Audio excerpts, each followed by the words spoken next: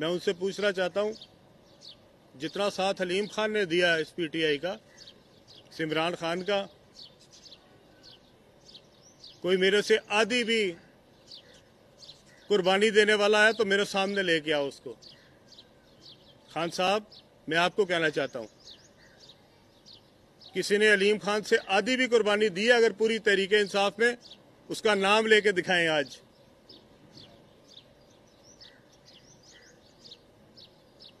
2018 में मैंने एमपी और एमएनए सीट पे इलेक्शन लड़ा।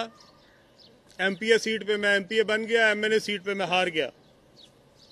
ये 25 जुलाई 2018 की बात कर रहा हूं।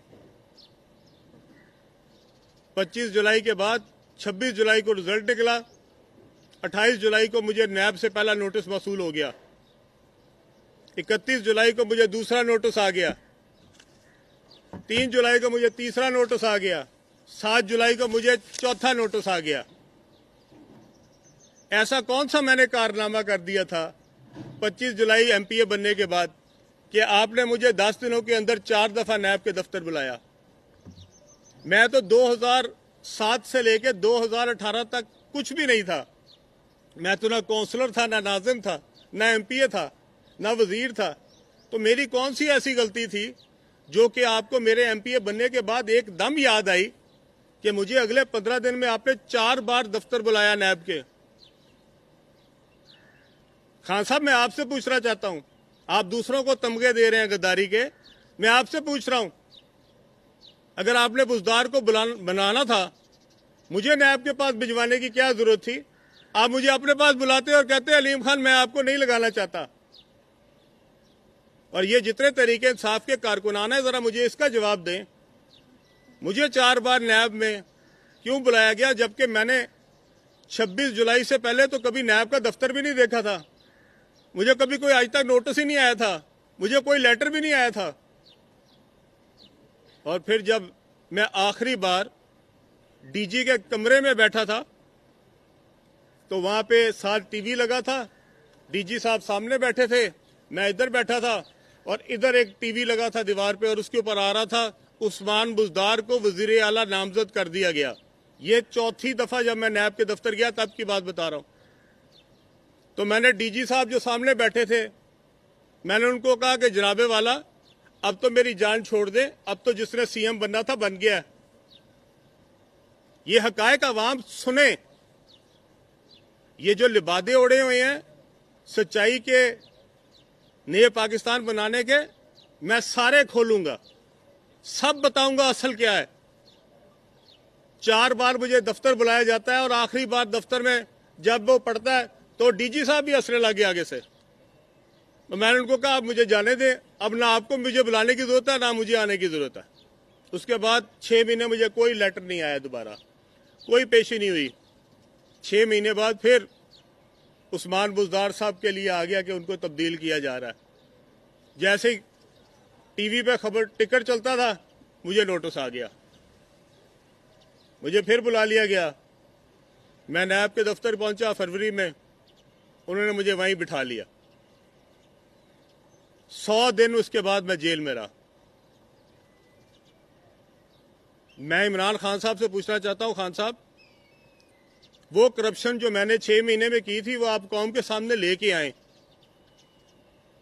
जिसकी बुनियाद पे मुझे जेल में डाला गया। अगर मेरे खिलाफ इतने सबूत थे तो आज तक रेफरेंस क्यों नहीं बना? क्यों मैं इन्वेस्टिगेशन में जेल के अंदर चला गया और 100 दिन जेल में बाहर निकला तब भी आज तक इन्वेस्टिगेशन की इन्वेस्टिगेशन है? वो क्यों रेफरेंस नहीं बना मेरे खिलाफ? क्या सबूत है आपके पास? लाएं कौम के सामने, दिखाएं कौम को कि ये हलीम खान की बेईमानियां थी, ये करप्शन थी, ये वजीर बना उसने ये मरात ली हैं, ये पैसे खाए हैं, ये रिश्वतें खाई हैं। लाएं कौम के सामने। खान साहब, अगर आप सच्चे हैं आए मेरे सामने, बैठे मेरे साथ, करे कौम का मुकाबला।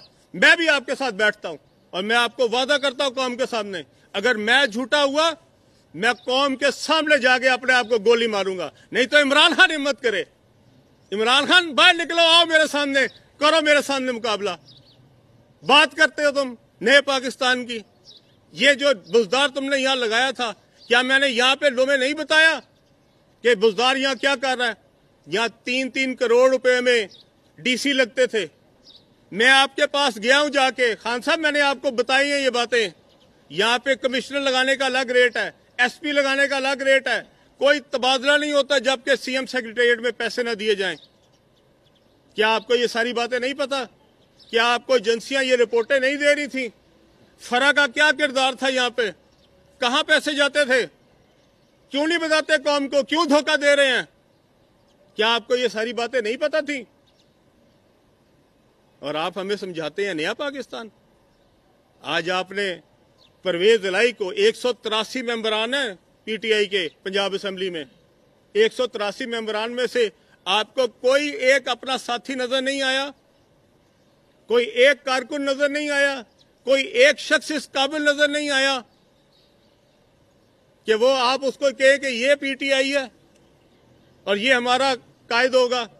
आपने परवेज इलाही से सिर्फ 5 वोट एमएनए के लेने के लिए, वो परवेज इलाही जिसको कहते थे आप पंजाब का सबसे बड़ा डाकू है, वो परवेज इलाही, ये आपका नया पाकिस्तान, ये नए पाकिस्तान में आपने बुनियाद रखी, ये आप कौम को दिखा रहे हैं।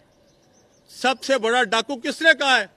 मैंने नहीं कहा कभी परवेज इलाही को सबसे बड़ा डाकू पंजाब का, ये जनाब ने कहा है। आप जिसको पंजाब का सबसे बड़ा डाकू कहते थे, आज आप उसकी जमात के सारे 183 वोट उसको डालना चाह रहे हैं और हमें कह रहे हैं कि हम गद्दार